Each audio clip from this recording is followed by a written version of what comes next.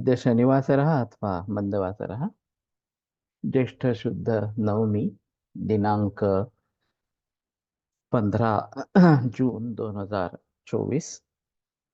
चरक संहिता 13वां अध्याय।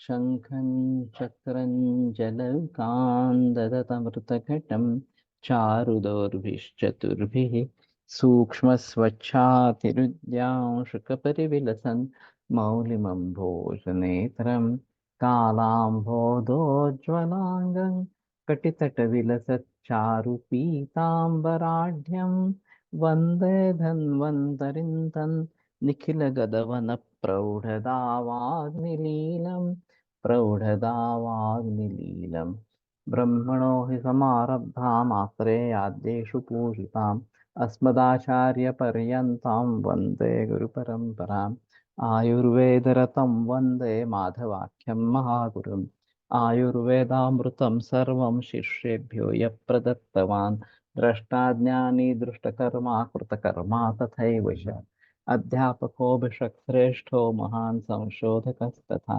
गुणैरेतैः समुदितैः यत्कार्यं प्रतनोद्धि सः समृद्ध्यर्थं हि कार्यस्य वयं नु प्रयतामहे सरस्वत्यै नमो यस्याः प्रसादात् पुण्यकर्मभिः बुद्धिदर्पणसङ्क्रान्तं जगदध्यक्षमीक्षते आत्रेयं प्रथमं वन्दे आयुर्वेदजगद्गुरुम् आयुर्वेदामृतं सर्वं गृहीत्वा हि सुरेश्वरात् अग्निवेशादिकेभ्यो यत्प्रेक्षत्मनि सत्तमः प्रथमं तन्त्रकर्तारम् अग्निवेशं नमाम्यहम्।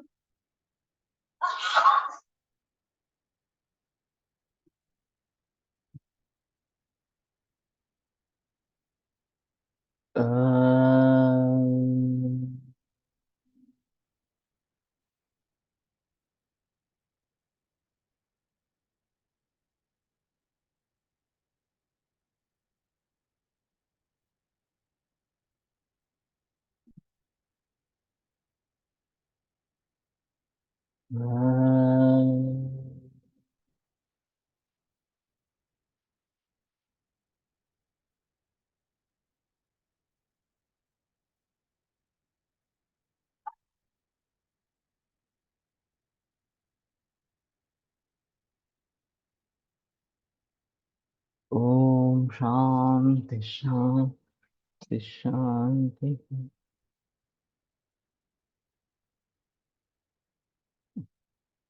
रसैश्चोपहित स्नेह समास व्यास योगिभिः षड्भिस्त्रिषष्टिधा संख्यां प्राप्नोत्येकश्च केवलः। तो रसों के साथ अगर स्नेह संयुक्त किया जाए समास व्यास योगी भी, तो अलग अलग और सभी से इकट्ठा इस प्रकार से षड्भी, तो छह रसों के द्वारा त्रिषष्टिधा संख्यां प्राप्नोत्येकश्च केवलः। तो ये 63 भेद उसके हो जाते हैं और अकेला जो है वो केवल वो चतुष्षष्टि इस प्रकार का हो जाता है। एवमेतः चतुष्षष्टि स्नेहानां प्रविचारणम। तो इस प्रकार से ये चतुष्षष्टि स्नेह के विचारणा इस प्रकार के हैं। ओकर्तु व्याधि पुरुषान प्रयोज्या जानता हो। तो जो जानने वाला व्यक्ति वैद्य हो वो ओक ऋतु व्याधि और पुरुष, तो ओक सात्म्य ऋतु के बारे में समझना, व्याधि और पुरुष, इनको समझकर फिर उनको प्रयोग में लाना है इस प्रकार से। तो आयुर्वेद में रोगों के बारे में काफी बहस की गई है। रोगों के प्रकार, उनके अवस्थाएं, उनकी साध्यासाध्यत्व वगैरह वगैरह इस सभी के बारे में जानकारी दी जाती है। और ये सबसे अहम तरीका है रोग को ट्रीट करने का। लेकिन इसके बावजूद भी अलग तरीके से रोगों को कैसे ट्रीट किया जा सकता है, ये कुछ कुछ इस प्रकार के संदर्भ है। वैसे दोषों के 63 भेद और रसों के 64 भेद, ये एक इसमें अहम मुद्दा इस प्रकार का रहेगा। अगर हम भली भांति इस प्रकार का निदान कर पाएंगे कि दोषों के 63 भेदों में से ये भेद यहाँ पे मौजूद है,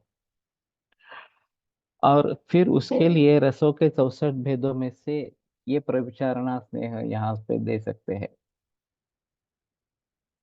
तो काफी बातें हो सकती है, और उसी के आधार पर निदान और उसी के आधार पर चिकित्सा इस प्रकार की हो सकती है। तो ये एक तरीके का मैट्रिक्स है। और मैंने शाहजहां की बात की थी, उसने दोष और दूष्य, एक्स एक्सिस में दोष और वाई एक्सिस में दूष्य, ऐसा लेकर ये रसों के 64 भेद, इसमें क्या प्रयोग में लाना है, इस प्रकार का एक ग्राफ प्लॉट करने की कोशिश की थी। अब बात यह है कि दोष और दूष्य को कैसे उसने पकड़ लिया मालूम नहीं, उसके पीछे उसका विचार क्या था। यहाँ जो है ओकर, ऋतु, व्याधि और पुरुष, ये चार बातें कही गई है। और ओकसात में जो है वो फिर पुरुष के ऊपर ही निर्भर इस प्रकार का है। लेकिन उसका एक अलग महत्व है, इसलिए उसको अलग किया इस प्रकार से। ऋतु कौन सा है, व्याधि क्या है, और फिर यह चतुष्षष्टि विचारणा में से कौन कौन सा स्नेह प्रयोग करना है। और दूसरी खास बात यह है कि ये स्नेह के बारे में बताया गया, इस प्रकार के स्नेहाध्याय में बताया गया। तो रसों के साथ स्नेह का जोड़, और फिर ये देश, सॉरी, ओक, ऋतु, व्याधि और पुरुष, इनको देखते हुए किसका कब प्रयोग करना है, ये बात बताई गई। वैसे सुश्रुत में एक इस प्रकार का मैट्रिक्स आता है, वात, पित्त, कफ, आम, पुरुष, और संधिपात, मुझे लगता है, पक्का याद नहीं है। तो इनके आधार पर चिकित्सा कैसे की जा सकती है, ऐसा उसने एक मैट्रिक्स बताया है वहां पे। और चरक ने भी सिद्धिस्थान में इसी प्रकार का एक मैट्रिक्स बताया है। तो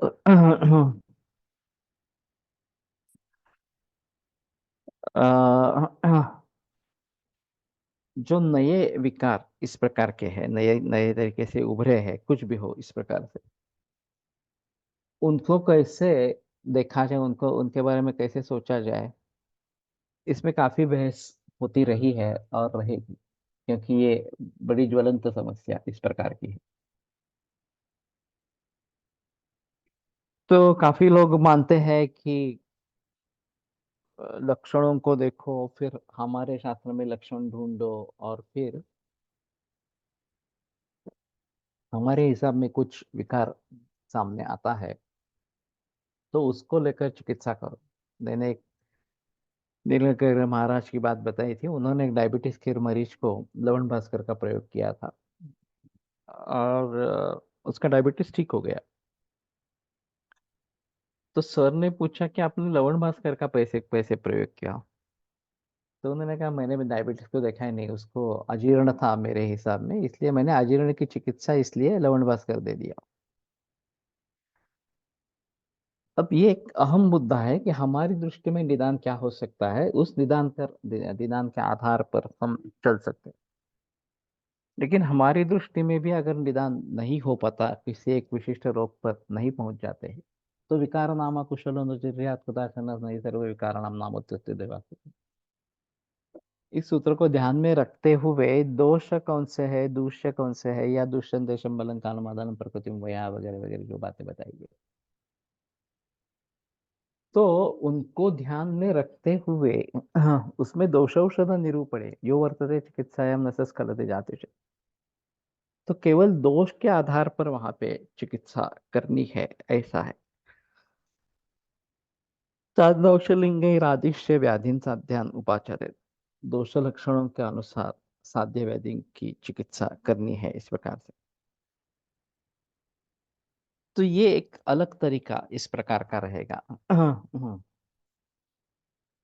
कुछ लोग इंटीग्रेशन में चले जाते हैं, और फिर शुगर कम करने के लिए हमारे यहाँ क्या है, इस प्रकार से सोचते हैं। या इन्फेक्शन कम करने के लिए हमारे यहाँ क्या है, इस प्रकार से सोचते हैं। फिर एक्टिव एंटीबैक्टीरियल एक्टिविटी कुछ है, बैक्टीरियासाइडल बैक्टीरियोस्टैटिक, इस प्रकार की कुछ एक्टिविटी है क्या, ये ढूंढने की कोशिश करते हैं। तो ये अलग अलग तरीके हैं कि जिनके जरिए अभी के बारे में सोचा जाता है। लेकिन मुझे लगता है कि ग्रंथों में जो निर्देश है, तो ये इस प्रकार से निर्देश को देखते हुए अगर हम आगे बढ़ने की कोशिश करेंगे तो ज्यादा बेहतर ऑप्शन इस प्रकार का होगा। लेकिन ये भी मामला आसान नहीं है, ये भी एक कठिन मामला इस प्रकार का है। पूर्व के काल में जो महाराज गुरुजनों का जो आयुर्वेद ज्ञान था, वह वाचन से आया था या आध्यात्मिक शक्ति के आधार पर आया था। अ, क्योंकि बहुत सारे उनके कल्पों भी कल्पों को समझ पाना कठिन होता। और आयुर्वेद का वर्ण अथर्ववेद के अलावा क्या बाकी के वेदों में भी है क्या? और ऋग्वेद में कुछ हद तक ऐसा बताया जाता है। और केवल मूल ग्रंथों का अध्ययन ये बात नहीं है। अध्यात्म उसके पीछे है ही। कोलटकर सर कहा करते थे कि सभी शास्त्रों का एक तत्व ज्ञान होता है। इसीलिए पीएचडी जो है डॉक्टर इन फिलोसॉफी, वो फिलोसॉफी से जुड़ी इस प्रकार की मानी जाती है। और किसी भी साइंस की एक फिलोसॉफी होती है। तो अध्यात्म विद्या विद्या नाम ये हमारे यहाँ भी अग्र संग्रह इस प्रकार का है। तो हमें उसके साथ आगे बढ़ना पड़ेगा, ऐसा ही पर ऐसी ही परिस्थिति रहेगी। लेकिन रजस्तमोभ्याम निर्मुक्ता तपो ज्ञान बले न, ये जो बात कही गई है, ये आम आदमी के लिए या जो इस प्रकार के वैद्य बने हैं उनके बस की बात है या नहीं है, ये अलग मुद्दा रहेगा। और अगर उनके बस की बात नहीं है तो उनको आयुर्वेद कैसे समझ में आएगा? तो फिर ऐसा होता है, हर एक का आयुर्वेद अलग अलग इस प्रकार का हो जाता है, क्योंकि उसकी समझ उतनी ही है इस प्रकार से। और दुर्दैव से वो इसका प्रचार प्रसार करता रहता है कि ये आयुर्वेद है, बस बाकी और कुछ सोचने की बात इस प्रकार की नहीं है। तो सच्ची ज्ञानी व्यक्ति जो है, वो निरंतर पढ़ती रहेगी, निरंतर सोचती रहेगी, समझने की कोशिश करती रहेगी इस प्रकार के। और फिर ये संकल्पना ये बदलती रहती है, ऐसा थोड़ा सा होता है। अब मैं जब पीछे मुड़कर देखता हूँ, मैंने आयुर्वेद क्या सीखा इस प्रकार से। तो बीए में हुआ तो मेरा आयुर्वेद का ज्ञान किस प्रकार का था, एमडी पीएचडी होने के बाद किस प्रकार का था, इतनी बरसों से की प्रैक्टिस के बाद किस प्रकार का है। और तभी मैं समझ पाता हूँ मैंने कुछ समझा नहीं है वास्तव में। ये बहुत ही अगाध इस प्रकार का ज्ञान है। और अच्छी तरीके से आयुर्वेद को समझ पाना ये काफी मुश्किल मामला इस प्रकार का है। एक तरी वो भी अनुभव ही इस प्रकार के ज्ञानेश्वर ने जैसे कहा है वैसे, एक तरी सूत्र अनुभव आवे, कम से कम एक सूत्र तो हम अनुभव ले लेंगे उसका इस प्रकार से, तो भी हमारा जीवन सार्थक इस प्रकार का रहेगा। मेरे ध्यान में जो आया वो मूल रूप से हम ग्रंथों को पढ़ते ही नहीं है। बीए में इसमें मूल ग्रंथों को पढ़ना, ये कोलटकर सर के हैसियत से थोड़ा थोड़ा शुरू हुआ। लेकिन ग्रंथ कहाँ पढ़े थे? और अगर मूल ग्रंथों को पढ़े ही नहीं तो फिर आगे क्या बढ़ेंगे, या हमारा अध्ययन ही नहीं हो रहा, इस प्रकार की स्थिति है। इसलिए मैंने गुरुकुल की स्थापना की और मूल ग्रंथों को पढ़ना पढ़ाना इस प्रकार का शुरू किया। अभी भी बहुत सारे ग्रंथ है, मैं कितने ग्रंथ पढ़ पाऊंगा मालूम नहीं। और उनको लेकर समझ कैसी बढ़ेगी, ये भी एक अलग मुद्दा इस प्रकार का है। तो निरंतर अध्ययन करते रहना, यही एक उपाय इस प्रकार का है, और अध्यात्म भी करते रहना, ये भी एक अहम उपाय इस प्रकार का है। आखिर में ये जो तत्व ज्ञान है, आयुर्वेद का तत्व ज्ञान है, वो कैसे समझे, ये एक अहम मुद्दा रहेगा। आश्चर्य इस बात का रहा, सर्वदर्शन संग्रह हमें एमए के लिए था, कुछ उसके 4 अध्याय थे। तो उसमें रसेश्वर दर्शन नाम का एक दर्शन था जो सिखाया नहीं गया, जब तो सिलेबस में नहीं था। तो आयुर्वेद को लेकर मध्वाचार्य ने रसेश्वर दर्शन को क्यों उठाया? चरक संहिता को छोड़कर रसेश्वर दर्शन देने की क्या आवश्यकता?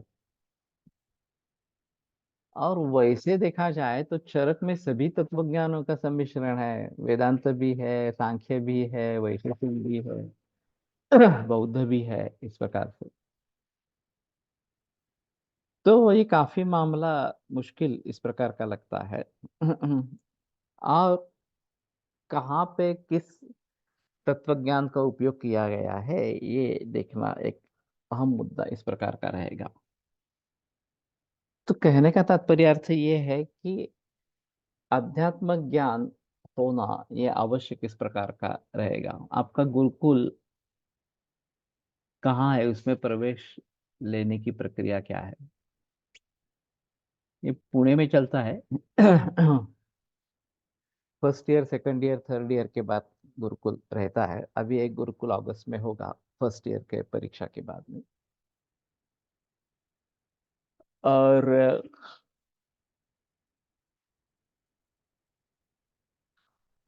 25-30 दिन का होता है। तो जरूर एक बार देख तो लेना कैसा होता है, क्या होता है, क्योंकि इसमें काफी भीड़ रहती है। हम 40-45 तक एडमिशन दे पाते हैं, और अर्ज 150 आए हैं, अभी कल इंटरव्यूज है। तो 3 गुना अर्ज आए हैं, और उसमें से चुनकर 40-44 छात्रों को चुना जाता है, इस प्रकार से। तो ये जरूर इस प्रकार का करने का विचार है। तो ये अलग अलग तरीके हैं, अलग अलग मैट्रिक्स है, जिसके आधार पर हम नए रोगों की चिकित्सा कर सकते हैं। ये एक इसमें आवश्यक इस प्रकार की बात रहेगी। अहोरात्रम अह कृत्स्नम अर्धाहंच प्रतीक्षते प्रधाना मध्यमा रश्मा स्नेह मात्रा बगराम प्रति। तो एक पूरा अहोरात्र, एक पूरा दिन, और अर्ध दिन, ये प्रधान मध्यम और ह्रस्व मात्रा स्नेह मात्रा के ज्वरण के बारे में सोची जाती है। अब आश्चर्य की बात थोड़ी सी ऐसी है कि 24 घंटे में पचने वाली मात्रा, ये प्रचलन में नहीं है बिल्कुल, जो प्रधान मात्रा इस प्रकार की बताई गई है। मध्यम मात्रा जो है शुद्ध है प्यलम, इस प्रकार का उसके बारे में बताया गया है। तो हम शुद्ध उसी पर रुक जाते हैं। पूरे 24 घंटों में पचने वाली मात्रा इस प्रकार की नहीं दी जाती, इस प्रकार की। इति तीर्थ समुद्दिष्टा मात्रा स्नेहस्य मानता, तो मान के आधार पर ये 3 मात्राएं बताई गई है। तासाम प्रयोगान वक्ष्यामि पुरुषम पुरुषम प्रति। तो हर व्यक्ति के अनुसार उसका प्रयोग मैं बताता हूँ। प्रभुत स्नेह नित्याय क्षुत पिपासा सहा नराः काकश्चोत्तम बलो येषाम चे येषाम ये चोत्तमा बले।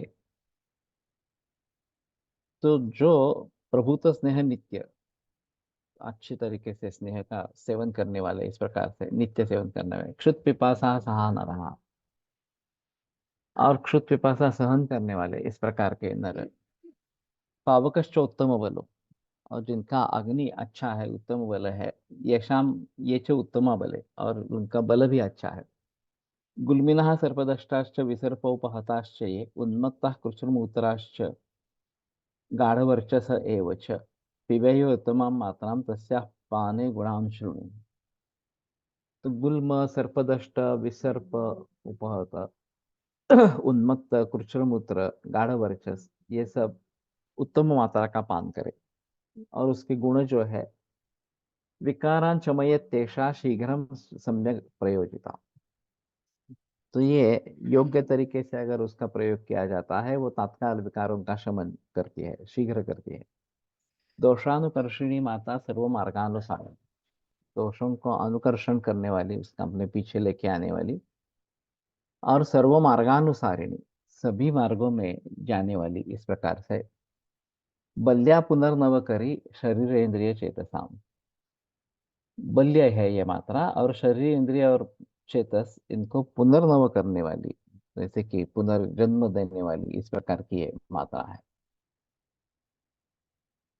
अरुष्क स्फोट पीड़का कंडूपामाभिरर्दिता कुष्ठितश्च प्रमीढ़श्च कुष्ठिनश्च प्रमीढ़श्च वातशोणितिकाश्च ये नातिबुभाषिणश्चैव मृदुकोष्ठास्तथैव च पिबेयुन्मध्यमान् मात्रां मध्यमाश्चापि ये बले। ते रोगों की फिर गिनती है। अरुष्क, स्फोट, पित्त, पीड़का, कंडू, पामा वगैरह, कुष्ठ, प्रमीढ़, वातशोणितिक, नातिबुभाषिणश्चैव, जो ज्यादा खाने वाले इस प्रकार के नहीं है, मृदु कोष्ठास तथैव च, जिनका कोष्ठ मृदु है, पिबेयुर मध्यमा मात्रा मध्यमाश्चापि ये बले, और जिनका बल भी मध्यम है, ये मध्यम मात्रा को पान करे। मात्रेशा मंद विभ्रंशा नचाति बलहारिणी सुखेन च स्नेहेति शोधनार्थे च युज्यते। तो ये मात्रा जो है मंद विभ्रंश, जिसमें विभ्रंश कम है या ज्यादा शक्तिशाली नहीं है, नचाति बलहारिणी, ज्यादा बल का भी हरण नहीं करने वाली है, सुखेन च स्नेहेति, और सुख से स्नेहन करती है, शोधनार्थे च युज्यते, और शोधन के लिए भी प्रयोग में लाई जाती है। ये तो वृद्धाश्च बालाश्च सुकुमारा सुखोचिताः रिक्तकोष्ठत्वम अहितम येषाम मंदाग्नेश्च ये। तो जो वृद्ध है, बाल है, सुकुमार है, सुखोचित, सुख की अनुभूति लेने वाला, वही उनको ठीक लगता है इस प्रकार से। रिक्तकोष्ठत्वात् रिक्तकोष्ठत्व अहितम, और रिक्तकोष्ठ जिनके लिए अहित है, तो ये जरा अजीब है कि रिक्तकोष्ठ हो जाता है तो उनको पीड़ा होने लगती है, शायद शूल होगा या पित्त बढ़ेगा वगैरह इस प्रकार से। मंदाग्नेश्चे, और जो मंदाग्नि है, ज्वरातिसार काशश्च तेषां चिरसमुत्थिताः स्नेहमात्रां पिबेत् युस्ते ह्रस्वाम ये चावरा बले। और जिनको दीर्घ काल से ज्वर, अतिसार, काश ये है, तो ये ह्रस्व मात्रा पान करे। और ये अच्छा अवला बले, जिनका बल भी कम है, वो ह्रस्व मात्रा का पान करे इस प्रकार से। परिहारे सुखा चैषा मात्रा स्नेहन ब्रूहणी, तो ये मात्रा परिहार के लिए सुख है, स्नेहन ब्रूहण है। वृषा बल्या निरापता चिरम चाप्य अनुवर्तते, वृष्य बल्य जिसमें कोई संकट बाधा इस प्रकार की नहीं है, और चिरंचाप्य अनुवर्तते, दीर्घ काल भी उसका सेवन किया जा सकता है। तो स्नेहपान की आवश्यकता कब है, कैसे है, ये देख लेना बहुत जरूरी है। इसमें प्राइम मुद्दा जो है, वो अग्नि बल कैसा है, शारीरिक बल कैसा है, व्याधि कौन सा है, इन सभी बातों को देखकर किस मात्रा में स्नेहपान करना है, ह्रस्व, मध्यम, उत्तम, ये बात निर्णय करनी है, और फिर उसके आधार पर आगे बढ़ना है। वातपित्त प्रकृतय वातपित्त विकारिणः चक्षुकामा क्षता क्षीणा वृद्धा बाला तथा बलाः आयु प्रकर्ष कामाश्च बलवर्ण स्वरार्थिनः पुष्टिकामाः प्रजा कामाः सौकुमार्यास्ते नश्चैः दीप्त्योजस्मृतिमेधाग्निर् मेधाग्निबलार्थिनः तिबैः सर्पिरार्ताश्च दाहशस्त्र विषाग्निभिः। यहाँ एक अपवादात्मक के रूप में वातपित्त प्रकृतयो इस प्रकार का निर्देश आया है। वास्तविक चरकाचार्य इसको वातल पित्तल कहते हैं, प्रकृति नहीं कहते। लेकिन वातपित्त प्रकृति इस प्रकार का निर्देश यहाँ पे आया है। तो द्वंद्वज प्रकृति जो बताई जाती है बाकी ग्रंथों में जिसका वर्णन है, उस प्रकार का ये थोड़ा सा वर्णन इस प्रकार का रहेगा। और दोषानुशयिता ये क्या देह प्रकृति रुच्यते। तो दोषानुशयित इस प्रकार की इनकी देह प्रकृति होती है, वातपित्त प्राधान्य इस प्रकार का रहता है।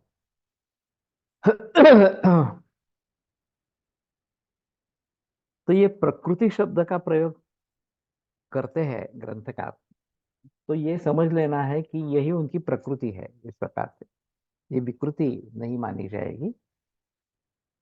सम प्रकृति आइडियल है, लेकिन इस प्रकार के अगर इसको प्रकृति कहते हैं, चरकाचार्य खुद प्रकृति कहते हैं, तो ये वातपित्त वाली प्रकृति इस प्रकार की रहेगी। वातपित्त विकारण, हाँ ये तो ठीक है, उसमें कोई संदेह की बात नहीं है। चक्षुक कामाहा, जिनको चक्षुरेंद्रिय की अपेक्षा है, कामना है, या चक्षुरेंद्रिय अच्छा रखे इसके लिए सोचते हैं। क्षताः क्षीणाः वृद्धाः बालाः तथा बलाः। क्षत क्षीण वृद्ध बाल अबल आयु प्रकर्ष कामाश्च। और जो आयुष का प्रकर्ष चाहते हैं, लंबी आयु चाहते हैं।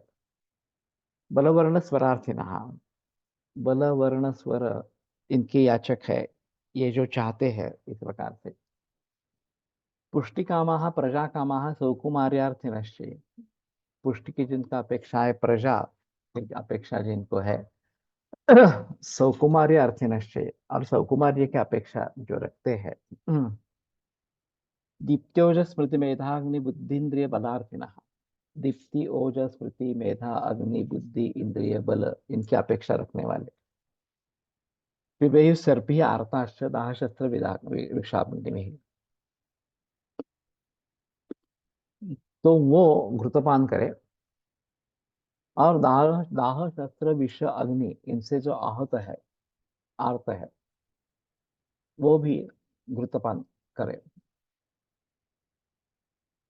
अब ये एक मुद्दा रहता है,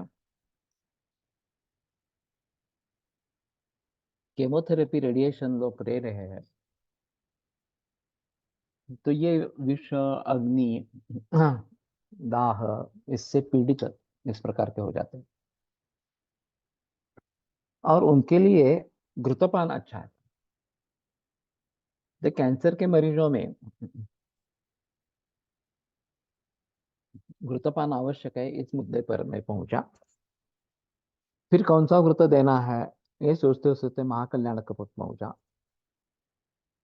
और फिर रक्तपाचक की आवश्यकता है सोचकर रक्त कल्याण का घृत मैंने आरंभ किया। त्रिफला घृत मधु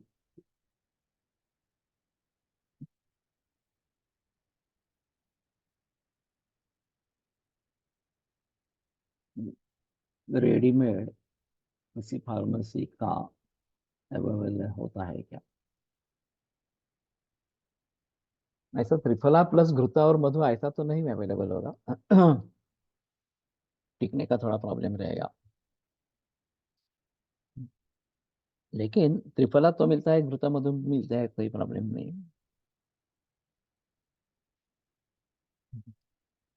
मैं त्रिफला घृत की भी बात करता हूँ। अभी हम त्रिफला घृत खुद बनाते हैं देसी गाय के घी में, केवल सिंपल त्रिफला घृत।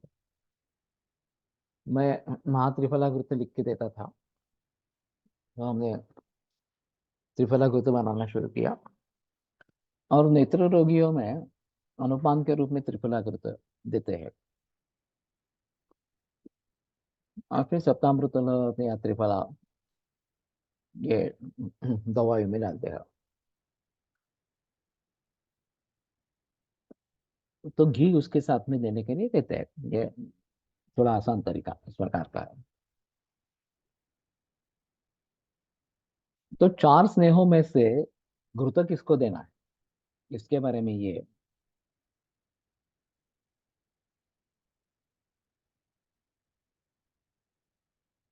त्रिफला घृत की प्रोसेस बताए प्लीज। सभी के बारे में कल का स्नेह और द्रव द्रव्य,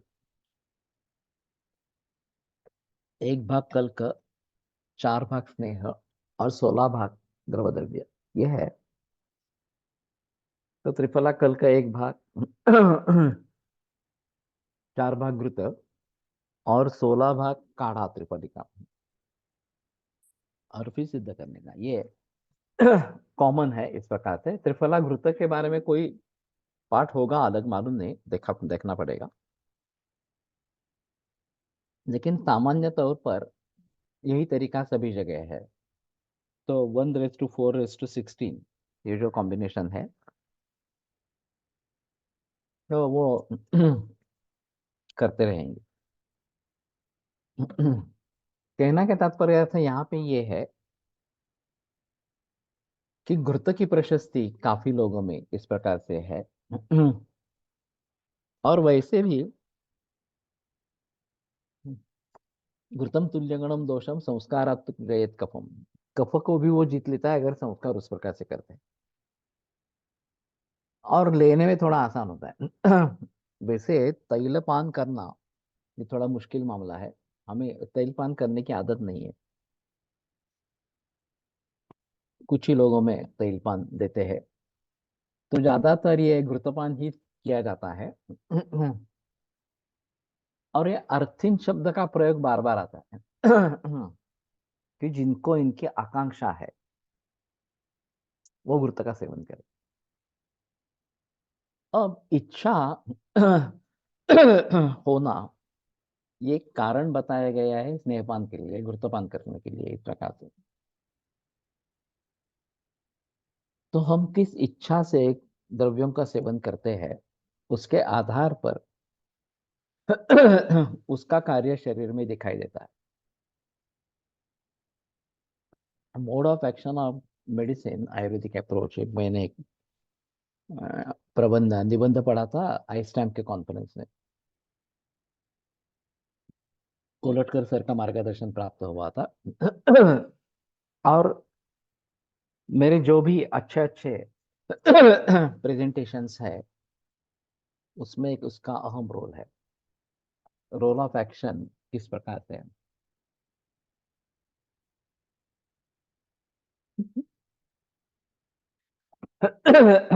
पानीयम शोषगुणम क्षुण्णे द्रव्यफले क्षिपेत, मृत्पात वे काथयत ग्राह्यम, अष्टमावशावशिष्यतम, एक बात की परिभाषा है। तो त्रिफला के 16 गुण पानी लेना है, और फिर अष्टमांश रखना है, और ये अष्टमांश घृत के हिसाब में 4 गुना होना है, इस प्रकार से। तो उस हिसाब से करो। अगर हम पाव किलो घी बनाना चाहते हैं तो 1 किलो, 1 लीटर काढ़ा चाहिए। 1 लीटर काढ़ा शेष रहने के लिए 8 लीटर रखना पड़ेगा। और 8 लीटर के हिसाब से 16 पंचाशी, तो 500 ग्राम त्रिफला लेना पड़ेगा। तो वो 16 गुना हो जाएगा, फिर 8 लीटर रह जाएगा, और ये 8 लीटर और ये 1 किलो घी, और उसका चतुर्थांश 250 ग्राम कल का, इस प्रकार का लेना पड़ेगा। तो ये सिंपल मैथमेटिक्स है, उसमें ज्यादा कुछ करने की जरूरत नहीं है। प्रायः ऐसा देखा गया है कि जिन रोगियों में आहार में घृत सेवन नहीं प्राप्त पाया जाता था, या फिर उनको घृत सेवन की अनिच्छा होती है, उनमें घृत प्राशन औषधियाँ, घृत प्रधान औषधियाँ ज्यादा अच्छा काम करती। यहाँ रोगी की इच्छा विरुद्ध शमन घृत देना क्या नहीं है, या देना क्या सही है? ये थोड़ा संस्कारों का परिणाम। अगर बीच में एक पीढ़ी ऐसी निकली कि जिन्होंने ये कोलेस्ट्रॉल के बहकावे में आकर घृत तेल काफी कम कर दिया। खास करके घृत को एलोपैथी के डॉक्टर ने, भारत के एलोपैथी के डॉक्टर ने बदनाम किया। कोई मतलब नहीं था। उनको ना ही आयुर्वेद के बारे में कुछ मालूम था, ना ही घृत के बारे में कुछ मालूम था। और विदेशी डॉक्टर ने उनको उसके बारे में कुछ संबंध नहीं था, तो उन्होंने उसके बारे में कुछ बात नहीं छेड़ी। लेकिन वनस्पति घी के बारे में जो बहस होनी चाहिए थी कि वनस्पति घी नहीं लेना है, डालडा जब पहले प्रचलन में आया तो उसका विरोध किसी ने नहीं किया। और हमारे डॉक्टर मूर्ख रहे, एलोपैथी के डॉक्टर भारत के जो है वो, जिन्होंने इस कोलेस्ट्रॉल के बहकावे में आकर घी घी को बेकाबू बताया, या फिर अच्छा नहीं, बुरा है, इस प्रकार का बताया। और बीच वाली पीढ़ी ने इसको छोड़ ही दिया। अब ये खुद नहीं खा रहे हैं तो उनके बच्चे कैसे खाएंगे? और फिर ये सिलसिला चलता रहा, और बचपन से लेकर घी खाने की आदत ही नहीं है, इस प्रकार की हो गई। और दूसरी जगह चीज वगैरह खाने की टेस्ट डेवलप की गई, पनीर खाने की टेस्ट डेवलप की गई, कि ये चलेगा, घी नहीं चलेगा लेकिन चीज चलेगा, इस प्रकार से। तो नतीजा ये रहा कि ये जो बच्चे बढ़ गए, बड़े हुए, तो उनको घी खाने की बिल्कुल आदत ही नहीं है, इस प्रकार से। तो बेणी माधव शास्त्री जोशी इसको कोसते थे। वो वह कहते थे दुर्भागी लोग हैं, इस प्रकार से, कि जो घी खाना नहीं चाहते हैं। घृतम आयु इस प्रकार का रूपक किया जाता है। तो घृत सबसे श्रेष्ठ है, इस प्रकार से। और वो आदत बचपन में नहीं डाली गई तो ये मुश्किल मामला इस प्रकार का हो जाता है। अच्छेपान मध्ये घृत जसे सेवन होते वैसे तेल सेवन करता येईल काय, विशेषतः भरपूर कूट तेल घातलेले पदार्थ। हो सकता है। स्नेहाढ्य बलवीर योद्धा हा विशेषात शिंबी जात है, हा ये ग्रंथों में ही निर्देश है। तो शिंबी जाति जो है वो रूक्ष है, बलज्ञ है, वगैरह वगैरह। और इसलिए स्नेहाढ्य करके प्रयोग करना है। ये जो तरी निर्माण करते हैं मिश्रण में, वो तीखी होती है, एक अलग बात है, लेकिन उसके ऊपर तेल का तवंग आ जाता है, इतनी बड़ी मात्रा में तेल रहता है। और ये शास्त्र सम्मत है, इस प्रकार से। तो तेल का इस प्रकार का प्रयोग हो सकता है। एरंड तेल का पान तो करते हैं हम आम आदमी, वो तो अलग चीज इस प्रकार की रहेगी। सिद्ध स्नेह जो है वो एक अलग मामला इस प्रकार का है। अब हम केवल घृत खान पान में लेना है या फिर खाने के साथ ज्यादा मात्रा में लेना है? रस्व मात्रा में ही सही, लेकिन मनः क्षुद्वतो नद्दो मध्य मात्र सस्यते। और जो रस्व मात्रा जो है वो खान पान के साथ इस प्रकार की बताई गई है। तो ऐसा करने से ये शमन ब्रूहण इस प्रकार का काम करता है। और फिर आ,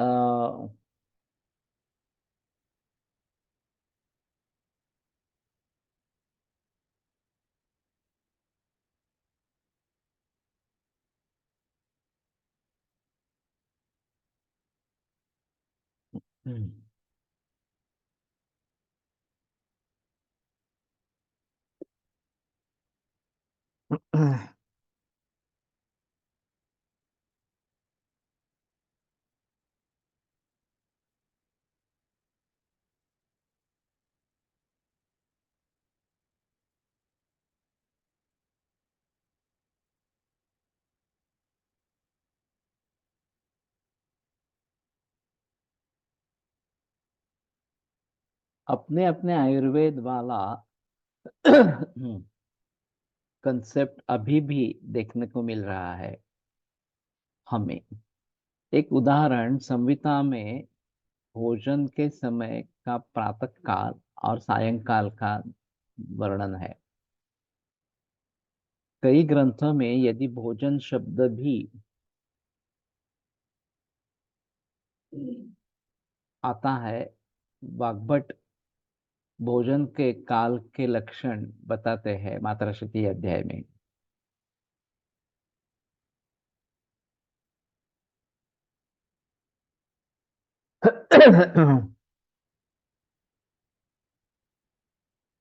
अभी जो श्रेष्ठ गुरुजन अध्ययन करा रहे हैं, उनमें जमदग्नि सर कहते हैं कि दिन के भोजन का समय 10-12 के बीच पित्त काल में करना चाहिए, और सायंकाल का सूर्यास्त से पहले करना चाहिए। लेकिन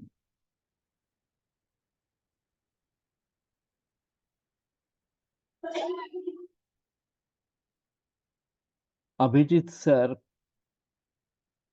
बता रहे हैं कि सुबह के भोजन का समय शास्त्रों में प्रातः काल कफक काल में ही है, और उसके बाद 3 याम के बाद दूसरा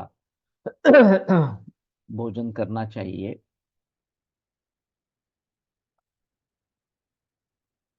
तभी लोगों तीनों अवस्था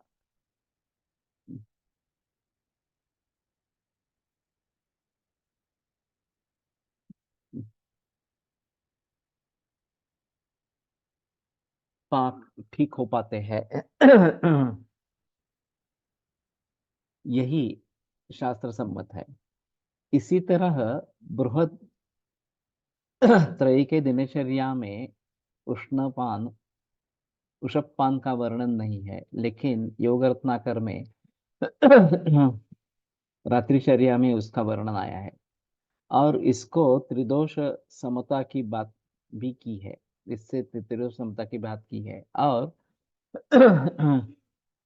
अग्निमान से होने वाले अधिकतर लोगों का ठीक होना इसको बताया है। जो यहाँ पर कुछ कहते हैं कि बाद के ग्रंथों को अधिक प्रामाणिक नहीं मानते हैं और मानना है, और फिर अन्य विषयों को उन्हीं ग्रंथों से प्रमाणित करके बताया जाता है।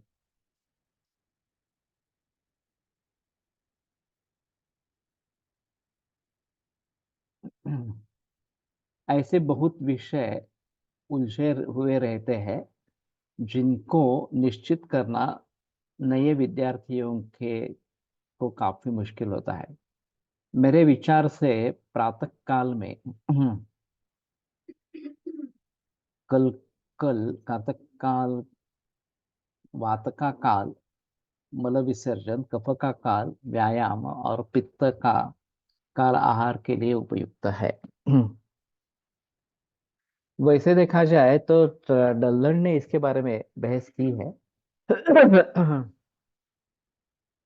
और ये काल 10 के समय आता है। सुबह अगर 7 बजे सूर्योदय है, इस प्रकार का मानते हुए चलते हैं, तो प्रथम याम जो है उसमें ये करना है। इस प्रकार प्रथम प्रहर में करना है।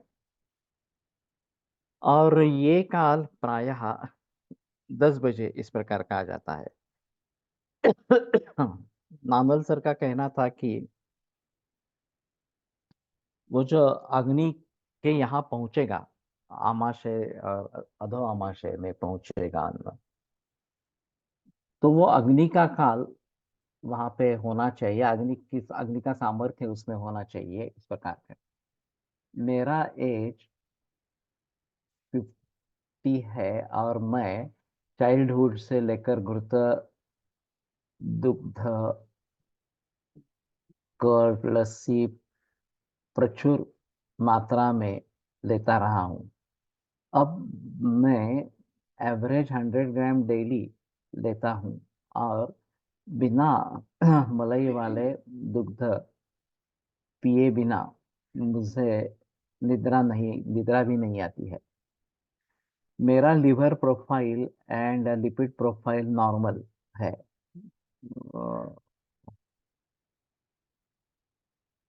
वेट ऑलमोस्ट 65 से 68 तक रहता है, और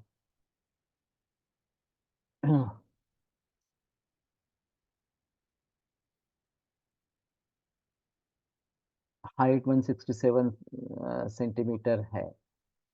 लाइफस्टाइल एवरेज है, कोई हार्ड वर्क नहीं। Morning 45 minutes light exercise and simple walk. इन कोई व्याधि नहीं है। क्या फ्यूचर में संतर्पण जन्य व्याधि हो सकती है? ऐसा तो नहीं होगा। यही सिलसिला चालू रहेगा तो कोई प्रॉब्लम नहीं होनी चाहिए इस प्रकार से। अभी हुआ है ऐसे कि ये कोलेस्ट्रॉल की भैंस है, नहीं लेना है वगैरह। कोलेस्ट्रॉल का मूल शत्रु चिंता है। उसके बारे में कोई बोलता नहीं है। और चिंता को कैसे दूर करे, इसका भी उपाय किसी के पास नहीं है। तो ये सब बातें फिजूल है कि ये घी खाने से कोलेस्ट्रॉल बढ़ेगा वगैरह वगैरह, इसमें कोई मतलब नहीं है। लेकिन पूरे समाज को इस प्रकार से बोधित किया गया है, और पूरा समाज इसकी चपेट में आ गया। अब जाके अमेरिकन मेडिकल एसोसिएशन ने विज्ञापन जारी किया कि कोलेस्ट्रॉल का और इन पदार्थों का कोई संबंध नहीं है इस प्रकार से। वो कह रहे हैं कि लिवर से संबंध है उसका। टी के बारे में, ब्रेकफास्ट के बारे में क्या विचार है?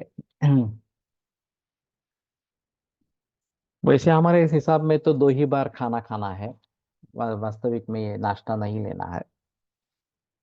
लेकिन मैंने अमेरिका में जो इंटरव्यूज में कहा था कि अगर आप बहुत जल्दी निकल पाते हैं, 10 साढ़े 10 बजे खाना नहीं हो पाता है, तो शायद आप लंच डिवाइड करें। सुबह दाल चावल खाए, दोपहर में रोटी सब्जी खाए। ये बात इस प्रकार की हो सकती है। तो चाय तो अभी नहीं है, वो पुराने जमाने में तो नहीं थी। दूध का ही प्रचलन था।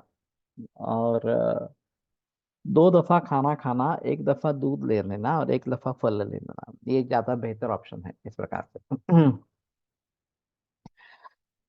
यामवध्येन भोक्तव्यम याम युग्मम न लंघयेत, ये योग रत्न का आगे का विचार इस प्रकार का है। तो उस दृष्टि से अगर हम किस प्रकार की आदत डालते हैं, उसके ऊपर ये सभी बातें निर्भर इस प्रकार की रहेगी। तो सुबह 10 बजे खाना खा ले लिया, और फिर शाम को सूर्यास्त से पहले या सूर्यास्त के बाद जो संध्या समय है उसको छोड़कर खाना खाना है। ये बात ग्रंथ में बताई गई है इस प्रकार से। तो उस समय में खाना खाएंगे तो पचन उसका होना चाहिए। फिर सोने का समय कौन सा है ये थोड़ा देखना चाहिए इस प्रकार से। तो बीच में भूख लग सकती है। 10 साढ़े 10 बजे खाना खा लिया और शाम को 6:30 बजे खाना है या 8 बजे खाना है इस प्रकार से। तो बेटर ऑप्शन उसमें फल लेना ये है। अभी लोग चाय पीते हैं, फिर चाय के साथ कुछ नाश्ता करते हैं, चिवड़ा फरसाण वगैरह इस प्रकार से खाते हैं। वो तो गलत तरीका इस प्रकार का है। चाय की आदत बन जाती है, ऐसा है। और कम से कम 2 बार तो चाय लेते ही ये लोग। लेकिन ये सौम्य आदत है, बाकी व्यसनों की अपेक्षा से देखा जाए तो। फिर भी उसके छुटकारा हो सके तो ज्यादा अच्छा इस प्रकार का रहेगा। अजय ने जो एक मुद्दा छेड़ा था कि किसको प्रमाण माने। मैं एक बता रहा हूँ, जमदन एक बता रहे हैं, और अभिजीत सराफ कुछ बता रहे हैं, मैत्रेय कुछ बता रहा है, और कुछ व्यक्ति और कुछ बता रही है इस प्रकार से। किसको प्रमाण माने? क्या अहम मुद्दा है वास्तव में। और मैं मानता हूं कि जिनका वचन मूल ग्रंथों के आधार पर और सभी ग्रंथों के आधार पर केवल कुछ सूत्रों को लेकर नहीं कर रहे हैं। ऋषिकेश मित्र की वो स्टाइल है, जितने उसको सूत्र चाहिए उतने ही ले लेता है, बाकी जो उसके विरोध में सूत्र है वो छोड़ देता है। तो जिनको उनके बारे में पता नहीं होता वो उसके उसी बहस में आ जाता है, क्या ऐसा ही है, ग्रंथों में ही लिखा है इस प्रकार से। लेकिन पूरे ग्रंथ को ध्यान में रखते हुए जो ग्रंथों के अनुसार बताते हैं, उन्हीं का वचन जो है वो ग्राह्य इस प्रकार का रहेगा। तो बात रही ये बृहत्त्रयी और लघुत्रयी के बारे में, किसको प्रामाण्य देना है, तो हमारे हिसाब में तो बृहत्त्रयी को प्रामाण्य देना उचित है। जैसे ऋषभ की बात कही गई, ये मूल ग्रंथों में नहीं है, और मूल ग्रंथों में तो पानी कम ही पीने के बारे निर्देश है। वाग्भट में जो है वो ऋते शरण निदाघाभ्याम पिबेत स्वस्थोपि चाल्पशः, इस प्रकार की बात कही गई है। तो ये सुबह उठकर पानी पीना, ये जो जल्दी और ज्यादा मात्रा में पानी पीना, ये योग रत्नाकर का जो कहना है, उसको महत्व देना है नहीं देना है, कब देना है, ये इसके बारे में थोड़ा सा सोचना पड़ेगा इस प्रकार से। प्रातः काल के समय पीछे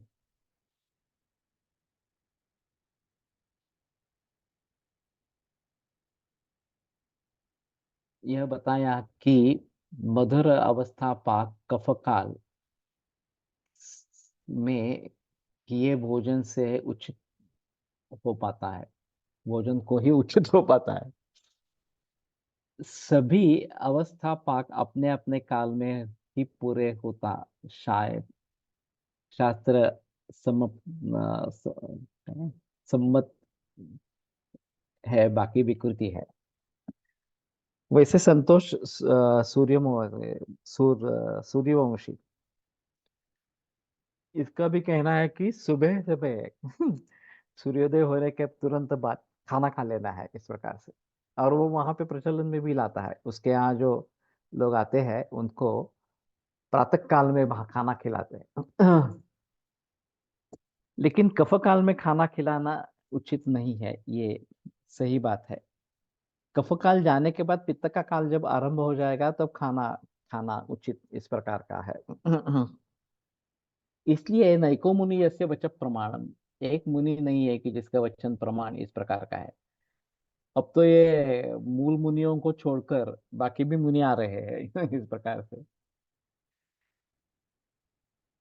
तो स्नेह बस्ती के रूट के देने का भी प्रचलन हो रहा है, जो मुख से नहीं ले सकते। कड़ूस मैडम की पीएचडी थीसिस है इसके ऊपर, भारती में। अभिजीत सर शास्त्र प्रमाण से ही संदर्भ के साथ अपना मत रखते हैं। लेकिन जैसे मैंने कहा कि वो कुछ ही सूत्रों को लेकर अगर पढ़ा रहा है तो ये उचित नहीं है। अभिचित के ऊपर जो संस्कार है वो धर्माधिकारी सर के हैं। अब उनकी राय क्या है ये थोड़ा देखना पड़ेगा, और वो किस किन सूत्रों के आधार पर ये बताते हैं ये देखना पड़ेगा इस प्रकार से।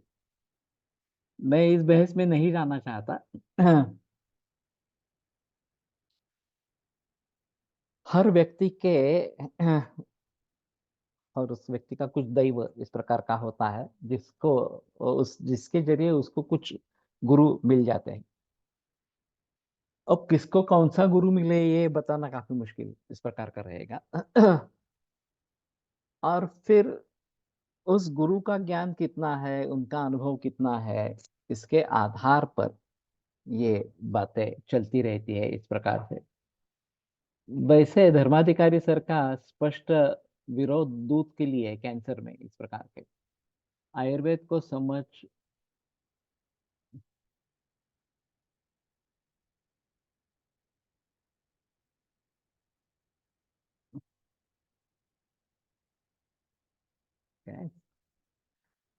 मला याचे फारच प्रॉब्लेम व्हायला लागले दिसण्याचे.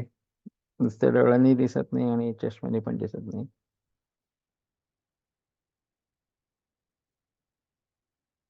क्या हिसाब से बदली बढ़ती जाती, क्योंकि इससे वयानुसार वाचन और अवलोकन शामिल होता। कई रोगियों को सायंकाल फल सेवन से प्रतिशय हो जाता है। ऐसे में उनको मखाने या घृत भर्जन कर लाजा खाने को बोलता। ये तो ठीक है।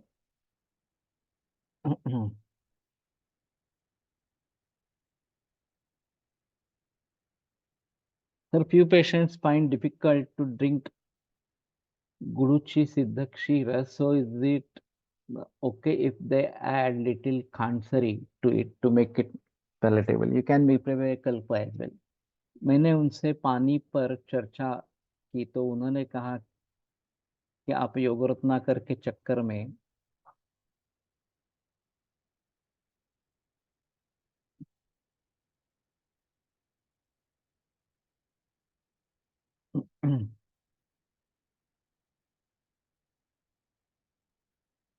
देखो, तुम्हारा अगर ये मंतव्य है कि अभिजीत सर या धर्माधिकारी सर यही तुम्हारे लिए मूर्धन्य है, तुम उन्हीं को फॉलो करना चाहते हो तो फॉलो करो, मैं इसमें कोई दिक्कत की वाली बात नहीं है। लेकिन मूल ग्रंथों को मत छोड़ो। पुराने वैद्यों का आयुर्वेद विश्लेषण आयुर्वेद के अलावा अथर्ववेद योग शास्त्र और उसके समकक्ष बाकी वेद पुराण के आधार पर होता। जो वैद्य केवल बृहत्त्रयी और लघुत्रयी के वाचन के आधार पर कहता कि ये सही है ये गलत है इस प्रकार से।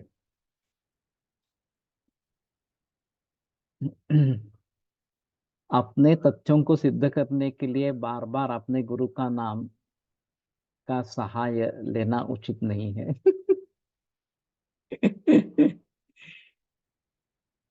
तो मेरा कहने का मतलब है कि किसको कौन व्यक्ति भाता है, ये अलग अलग रहेगा मुद्दा इस प्रकार का।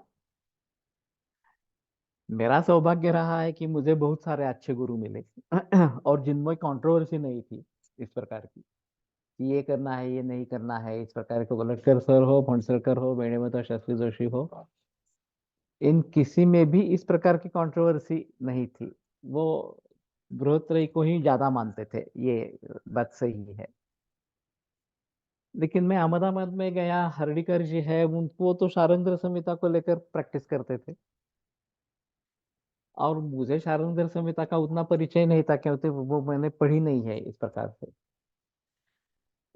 तो मुझे थोड़ा सा अजीब लगा शुरू में, लेकिन ठीक है, इसके आधार पर प्रैक्टिस होती है तो कोई प्रॉब्लम नहीं है इस प्रकार से। तो कहने का तात्पर्य अर्थ क्या है कि हमारी जो सोच है, समझ है, हमारा जो अध्ययन है, हमारा जो अनुभव है, उसके आधार पर मेरे विचार बनते हैं और उन्हीं विचारों को लेकर हम आगे बढ़ते हैं। सब सबसे गुरु जिनका आयुर्वेद प्रैक्टिस नहीं होती, उनके तथ्य अक्सर प्रैक्टिशनर को की क्षम की जम को जमता नहीं होता है इस प्रकार से। और मूल ग्रंथों का अध्ययन हो, संस्कृत अच्छा हो। एक यह इसमें अहम मुद्दा है कि संस्कृत भी अच्छा होना चाहिए, मूल ग्रंथों का अध्ययन होना चाहिए और फिर प्रैक्टिस भी होनी चाहिए। और तत्व ज्ञान में भी रुचि होनी चाहिए। ये सब इकट्ठा पाना काफी मुश्किल काम है। ये सब थे, कोलटकर सर, फणसलकर, वहीमाधव शास्त्री जोशी, इनमें ये सब क्वालिटीज थी, इसमें कोई संदेह की बात नहीं है। लेकिन ऐसे सभी वैद्य होंगे ऐसा मानना काफी मुश्किल इस प्रकार का रहेगा। तो मुझे ऐसा लगता है, बहुत से गुरु जिनकी प्राइवेट प्रैक्टिस नहीं होती है, तो मुझे ऐसा लगता है कि मुझे जो चीज भाती है उसके आधार पर मुझे आगे बढ़ना है। और मेरी क्षमता क्या है, ये भी एक अहम मुद्दा इसमें होता है। मेरी क्षमता अगर ये समझने की नहीं है तो भी मैं उसमें आगे नहीं बढ़ पाऊंगा इस प्रकार से। तो शास्त्र चर्चा अगर होती है कि अभिजीत या और कोई इस प्रकार से ये बहस करता है कि ये इन सूत्रों पर आधार पर मैं ये कह रहा हूँ, और अगर दूसरा कोई व्यक्ति कहता है इन सूत्रों के आधार पर मैं ये कहता हूँ, दोनों सूत्रों का ही आधार ले रहे हैं इस प्रकार से, तो आगे कुछ बहस हो सकती है। लेकिन ये मेरा मानना है, इस प्रकार से अगर चलते रहेंगे तो कुछ नहीं होगा आगे इस प्रकार से। और ये केवल भारत में न हुआ है ऐसा नहीं, विदेशों में भी यही हाल है। सुभाष रानडे का आयुर्वेद अलग, पीएच कुलकर्णी का आयुर्वेद अलग, और किसी का आयुर्वेद अलग, इस प्रकार की बात विदेश में भी हुई है इस प्रकार से। आज के परिप्रेक्ष्य में वृद्ध जीवक मिल पाना संभव नहीं, अहंकार भाव आ जाता। ठीक है, ये बहस यहीं पे रोकते हैं। सोमवार को चिकित्सा स्थान को लेकर फिर से आगे बढ़ेंगे। आयुर्वेद प्रकांड निगदित इह शल्यतंत्र प्रधानः शिष्येभ्यः शाश्वतोऽयन्निखिलजनकृपा व्याप्तचित्तेन येन आयुर्वेदस्य वाञ्छन् पुनरपि भुवने ताञ्च सुष्ठु प्रतिष्ठां श्रेष्ठं धन्वन्तरिं तं प्रणमति च सदा वैद्यवर्गो हि नूनम् वैद्यवर्गो हि नूनम्।